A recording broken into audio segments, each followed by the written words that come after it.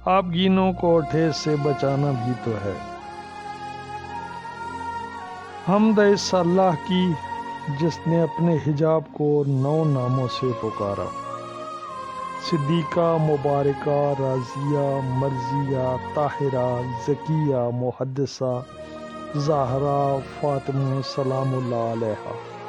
ادب سیدہ، حیاء سیدہ یہ ہے کہ دشمن سیدہ کے لیے نرم گوشہ نہیں ہونا چاہیے، رائی برابر نہیں، یہاں تک کہ خدا غفور و رحیم ہے، شاید معاف کر دے گا، ہرگز نہیں۔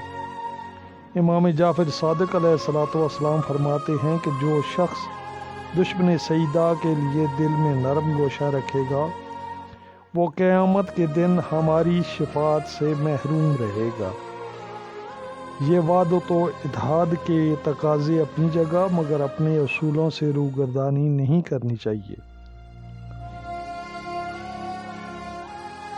جناب سید محمد کاظم تزوینی، جنہوں نے سیدہ پاک پہ کتاب لکھی ہے الفاطمہ تو من المہد الی اللحد، وصیت کی کہ اس کتاب کو میری قبر میں میرے ساتھ دفن کرنا تاکہ روز محشر میری بخشش کا وسیلہ بنے۔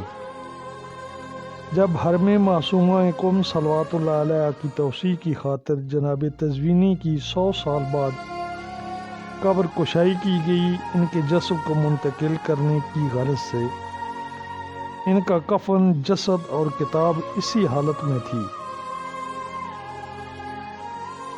سرکار امام صادق علیہ الصلوۃ والسلام کے صحابی سکونی سے روایت کرتے ہیں کہ وہ امام کی خدمت میں حاضر ہوا، امام کے سامنے خرمے پڑے تھے۔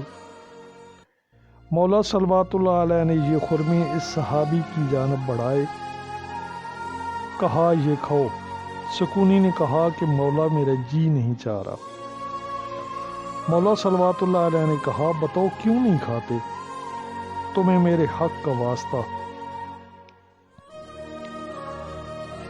مولا جب میں آج آپ کی طرف آ رہا تھا میں نے دیکھا ایک خاتون، اس کا پاؤں پھسلا اور گرنے لگی، اس کی زبان سے سیدہ نساء العالمین کے دشمنوں پہ لعنت کے الفاظ نکلے۔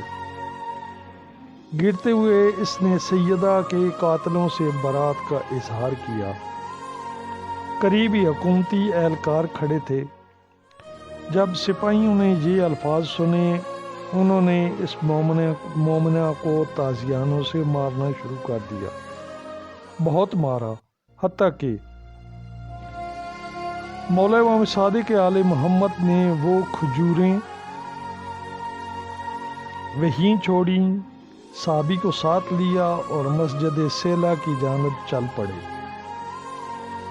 صحابی نے پوچھا مولا ہم کہاں جا رہے ہیں؟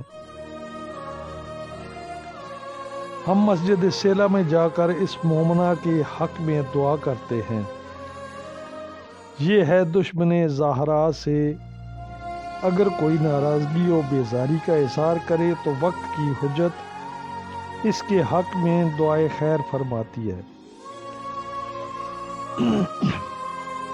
کسی نے امام صلوات اللہ علیہ سے سوال کیا کہ یہ جو فرشتے کرامن کاتبین ان کا کام کیا ہے؟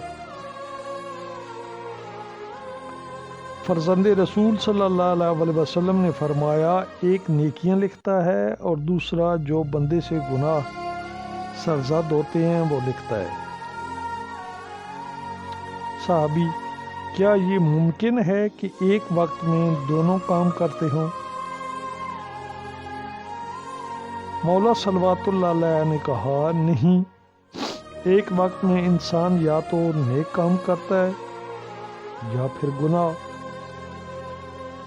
صحابی کیا مولا کوئی ایسا مرحلہ بھی ہے کہ دونوں ایک ساتھ کام کر رہی ہوں؟